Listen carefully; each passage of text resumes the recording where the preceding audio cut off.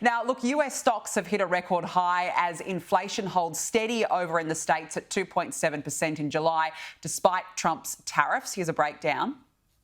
When you look at the key categories that we always look at, energy, food, and shelter, energy fell by 1.1%. That was largely driven because of gas prices falling in the month of July by 2.2%.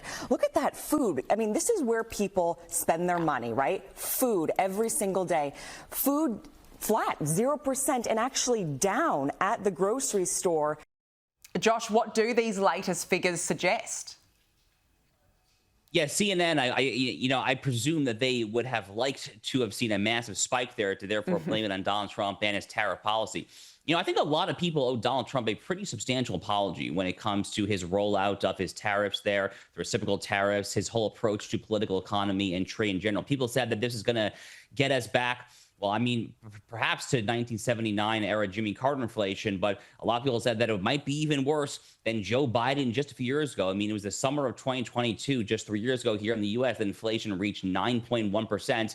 People were saying that Donald Trump is going to get dangerously close to that. And what do you know? Nothing happened. A total, absolute nothing burger. And by the way, it's not just inflation that is being totally constant. Trump is bringing in historical revenue to the U.S. Treasury when it comes to the actual revenue from these tariffs as well there. Because most presidents have kind of shied away from tariff policy in recent decades. Donald Trump's bringing it back. He's getting in more revenue without seeing much of an effect, if at all, when it comes to inflation. The stock market is soaring there. It's almost as if the billionaire guy who has run the Trump organization for 30, 40 years kind of sort of maybe knows what he's doing when it comes to managing the economy. And it would have been really, really nice to have seen, in retrospect, a little bit more humility on the part of the talking heads on left-wing cable news networks when they were confidently predicting with a very high degree of certainty that Donald Trump would crash the economy, when we now know it to simply not be the case. No, absolutely. I mean, this is the work of an America First agenda, I guess, as Trump had promised.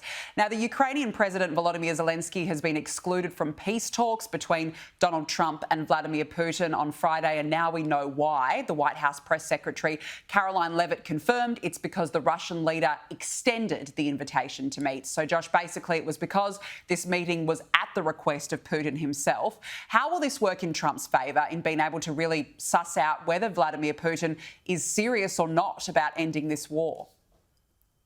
Well, it strikes me, first of all, as a little petty on behalf of Volodymyr Zelensky that he's saying no, effectively simply because this was Putin's idea in the first place. I mean, who cares, frankly, whose idea it was? I mean, the notion that we could have all three men in the same room, I personally was very excited about that. As someone who thinks that this war has gone on for way, way too long, as someone who has been calling for U.S. statesmanship and diplomacy to try to find a viable off-ramp, I was hoping that Zelensky and Putin would finally, once for all, get in the same room. So I guess that will wait for another day. Look, Trump has really amped up the rhetoric against Vladimir Putin over the past couple of months. He has had a mixed record historically when it comes to Russia. Some people said he's been a little too friendly rhetorically. The policy has actually always been consistent. He's been very tough on Russia, really going back to his first term. And now the rhetoric is really kind of fully matching the policy as well there.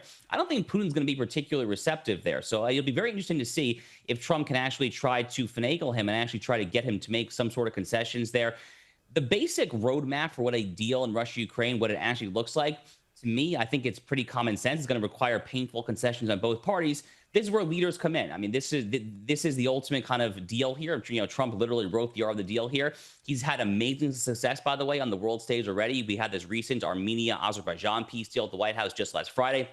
There was Congo and Rwanda, India and Pakistan, Israel and Iran after the 12-day war. On and on we go. He's had an amazing, amazing run of diplomatic successes trying to foster and secure peace in a very turbulent part of the world there. We'll see if he can do this big deal with Russia and Ukraine, but I definitely would not discount the possibility of it.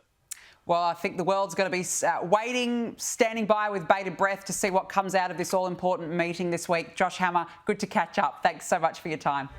You bet. Thank you.